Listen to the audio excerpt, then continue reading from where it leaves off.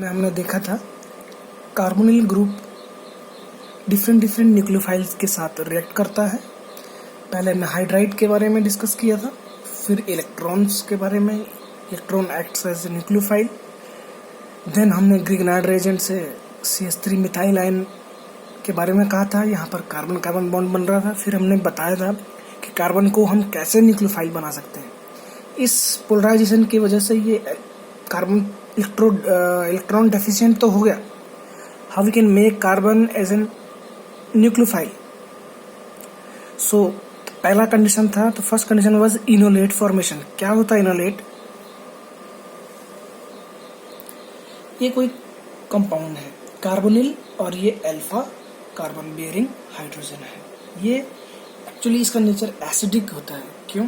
क्योंकि जैसे ही कोई बेस इसको एब्स्ट्रैक्ट करेगा तो ये आयन बन जाएगा और ये आयन इसके साथ रेजोनेंस में जाएगा, तो ये स्टेबलाइज्ड इस एसिड के जाने के बाद ये स्टेबलाइज हो जाएगा। तो इसलिए इसके अंदर ये हाइड्रोजन को आयन को रिलीज करने की कैपेबिलिटी होती है, क्योंकि ये एसिडिक हाइड्रोजन हो जाता है। तो OH जो बेस है ये हाइड्रोजन को एब्स्ट्रैक्ट करके ये अपने इलेक्ट्रॉन्स कार्बन को दे देता है और ये इनोलेट बन जाता है। इट मीन्स कार्बन जो है यहाँ पर इलेक्ट्रॉन रिच हो जाता है।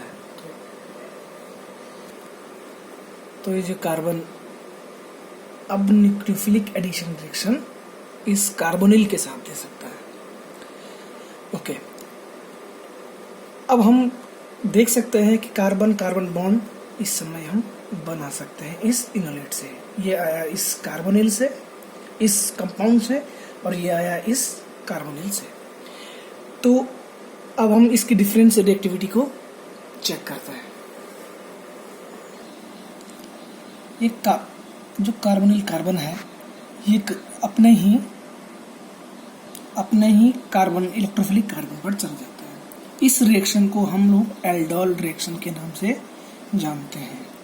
जब अपने ही कार्बन अपने ही इलेक्ट्रोफिलिक कार्बन के साथ बाइंड करते हैं दूसरे मॉलिक्यूल के अंदर, जो आप देख रहे हैं इसमें, तो वो एल्डोल हो गई।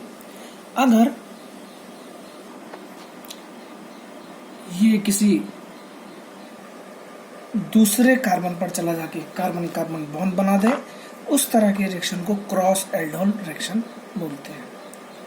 Cross aldol reaction. तो ये एल्डोल और क्रॉस एल्डोल में बहुत बड़ा डिफरेंस था।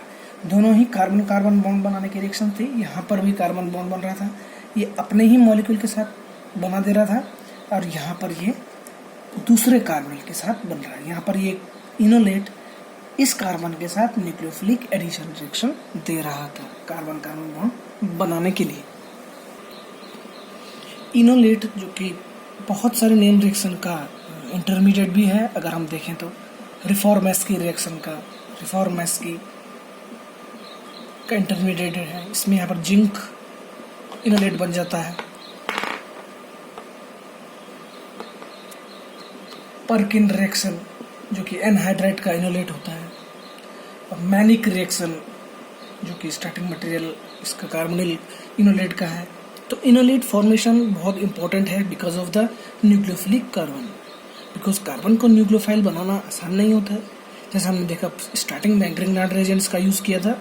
अब यहाँ पर हमें कार्बन न्यूक्लियोफाइल चाहिए। क्यों हमें कार्बन न्यूक्लियोफाइल? इसलिए चाहिए क्योंकि हम कार्बन कार्बन बॉन्ड बना सकें। कार्बन पॉजिटिव इज पॉसिबल हमारे पास है ये कार्बोनिल ग्रुप में।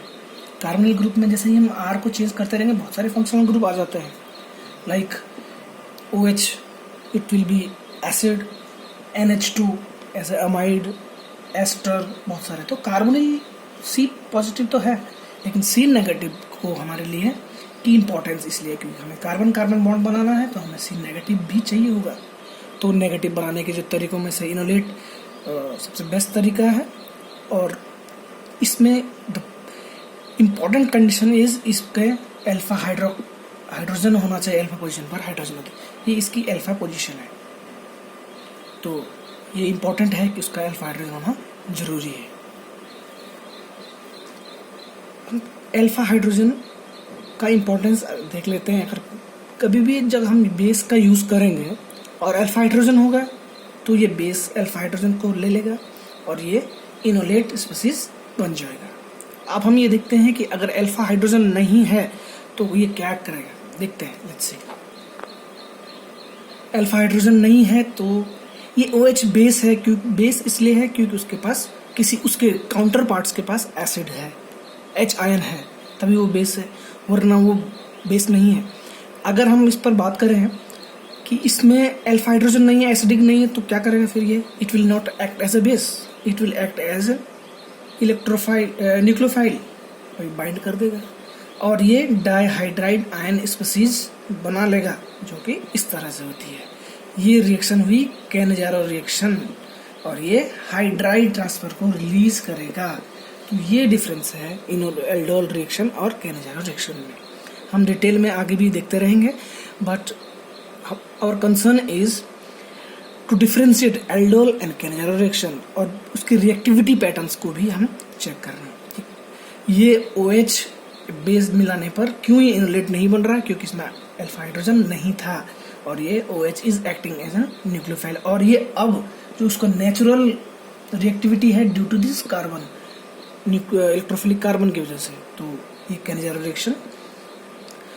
रिएक्शन देता है, ना कि ये एल्डोल रिएक्शन, क्योंकि इनोलेट फॉर्मेशन नहीं हो रहा है।